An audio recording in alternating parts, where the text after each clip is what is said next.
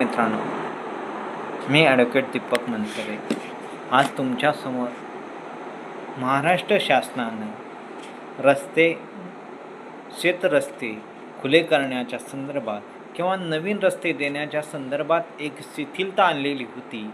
परंतु या शिथिलतेचा दुरुपयोग काही व्यक्ती करत असल्याबाबतची बाब निदर्शनास आल्याने महाराष्ट्र शासनानं नुकतंच एक परिपत्रक काढलेलं आहे.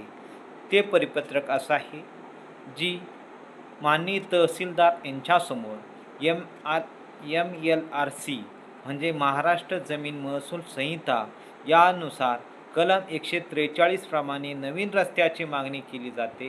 ही रस्त्याची मागणी करत असताना जर पूर्वीचा रस्ता अस्तित्वात असेल, एखादा पर्यायी रस्ता उपलब्ध असेल, तर असा 143च्या रस्त्याचा आदेश माननीय तहसीलदार यांनी करण्यात येऊ नये याच्या संदर्भात नुकतंच महाराष्ट्र शासनानं 20 एप्रिल 2026 रोजी शासन परिपत्रक काढलेलं आहे.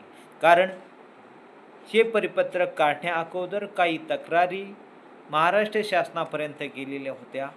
त्या अशा की महाराष्ट्र शासनानं जी नवीन रस्ता मागणीच्या संदर्भात शिथिलता आणण्याचा प्रयत्न केलेला होता, शेतपालन रस्ते खुले करण्याचे संदर्भ दिलेला होता, अशा या परिपत्रकाचा दुरुपयोग करून काही महसूल यंत्रणेला धरून काही व्यक्ती 143 प्रमाणे नवीन रस्त्याची मागणी करत होते. नवीन रस्ता जिथे गरज नसतानाही